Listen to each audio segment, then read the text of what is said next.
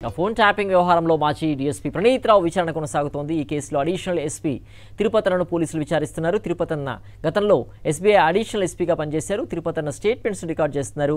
అటు Bhupalpally additional SP భుజంగరావును పోలీసులు విచారిస్తున్నారు. Bhujanga Rao intelligence political వింగ్లో పనిచేశారు. ప్రణీత్ రావు, తిరుపతన్న, భుజంగరావు కలిసి ఫోన్ను ట్యాపింగ్ చేసినట్లుగా ఆరోపణలు ఉన్నాయి. ఫోన్ ట్యాపింగ్ వ్యవహారంలో మాజీ డీఎస్పీ ప్రణీత్ రావు విచారణ కొనసాగుతోంది. ఈ కేసులో అడిషనల్ ఎస్పీ తిరుపతన్నను పోలీసులు విచారిస్తున్నారు. తిరుపతన్న గతంలో ఎస్ఐబి అడిషనల్ ఎస్పీగా పనిచేశారు. తిరుపతన్న స్టేట్మెంట్ను రికార్డ్ చేస్తున్నారు. అటు భూపాలపల్లి అడిషనల్ ఎస్పీ భుజంగరావును పోలీసులు విచారిస్తున్నారు. భుజంగరావు ఇంటెలిజెన్స్ పొలిటికల్ వింగ్లో పనిచేశారు. ప్రణీత్ రావు, తిరుపతన్న, భుజంగరావు కలిసి ఫోన్లు ట్యాపింగ్ చేసినట్లుగా ఆరోపణలు ఉన్నాయి. మరింత సమాచారం మా ప్రతినిధి వాసు అందిస్తారు. వాసు, ప్రణీత్ రావుతో పాటుగా కొత్తగా తిరుపతన్న, భుజంగరావు పేర్లు తెరపైకి వస్తున్నాయి. వీరితో కలిసి ప్రణీత్ రావు ఫోన్ ట్యాపింగ్కు పాల్పడినట్లుగా కూడా ఆరోపణలు వస్తున్నాయి. ఈ విచారణకు సంబంధించినటువంటి పూర్తి అప్డేట్స్ ఏంటి వాసు? ప్రణీత్ రావు 7వ రోజు విచారణ కొనసాగుతోంది. ఈ నేపథ్యంలో కీలక అంశాలలోకి వస్తున్నాయి. గతంలో అడిషనల్ ఎస్పీగా పనిచేసిన భుజంగరావును ప్రస్తుతం పోలీసులు విచారిస్తూ ఉన్నారు. అవసరమైతే అదుపులో తీసుకునే అవకాశాలు కనిపిస్తూ ఉన్నాయి. డీసీపీ విజయ్ కుమార్ విచారిస్తున్న పరిస్థితి కనిపిస్తుంది. మరోపక్క ఎస్ఐబిలో పనిచేసినటువంటి మరొక అడిషనల్ ఎస్పీ తిరుపతన్నను కూడా విచారిస్తూ ఉన్నారు.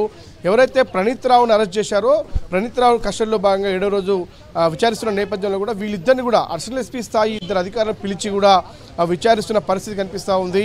ఎందుకంటే ఎవరి ఆదేశాల మేరకు తెలంగాణలో కీలక వ్యక్తుల ఫోన్లు ట్యాప్ చేశారు. ప్రతిపక్ష నేతలతో పాటు సినిమా స్టార్లు, రియల్ ఎస్టేట్ వ్యాపారులు, రాజకీయ నేతల ఫోన్లకు సంబంధించి కూడా అధికారాన్ని దుర్వినియోగం చేశారు, మిస్యూజ్ చేశారు అనే అంశానికి సంబంధించి ఎవరి హస్తం ఉంది పూర్తి స్థాయిలో వెనకాల కోణంలో కూడా దర్యాప్తు అయితే సాగుతూ ఉంది.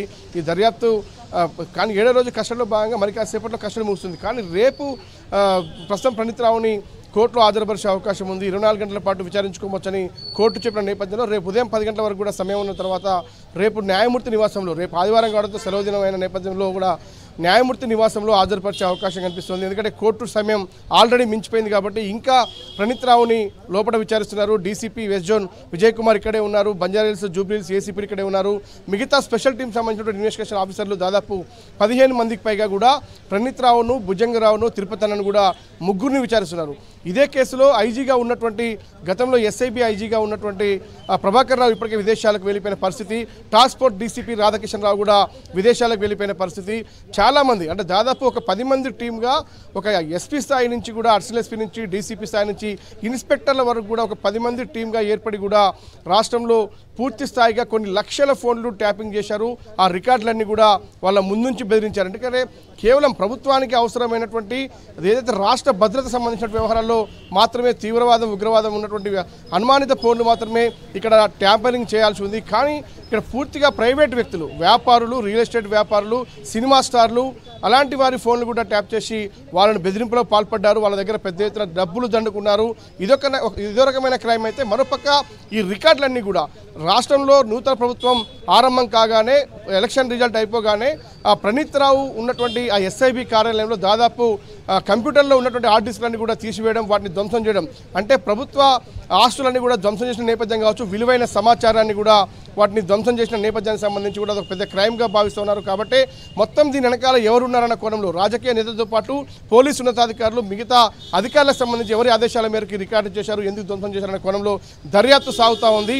ఈ కేసులో ప్రణీత్ రావు కస్టడీ అయిపోయిన తర్వాత కన్ఫెషన్ స్టేట్మెంట్ చాలా కీలకం కాబోతుంది. 7 రోజుల కస్టడీలో ప్రణీత్ రావు ఏం చెప్పాడు అనే అంశానికి సంబంధించి కోర్టులో కూడా ఆ కన్ఫెషన్ స్టేట్మెంట్ ఇస్తారు. ఆ తర్వాత మిగతా అరెస్ట్ సంబంధించి భుజంగరావును కానీ, తిరుపతన్నను కానీ, లేదంటే ప్రభాకర్ రావుతో పాటు మిగతా వ్యక్తులను ఏమైనా అరెస్ట్ చేస్తారా లేదా మరి కాసేపట్లో క్లారిటీ వచ్చే అవకాశం కనిపిస్తూ ఉంది.